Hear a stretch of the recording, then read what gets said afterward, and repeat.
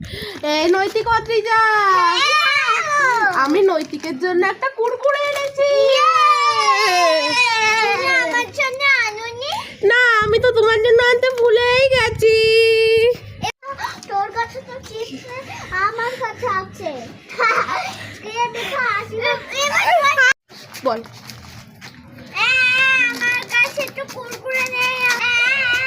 আরে এটা আবার কি? হা হা হা, আমি হলাম জাদুর হাড়ি, আমার কাছে তুমি যেটাই চাইবে সেটাই পাবে। হা হা। আমার কাছে তো আমার ভাইয়ের কাছে তো কুরকুরে আছে, আমার কাছে তো কুরকুরে নেই।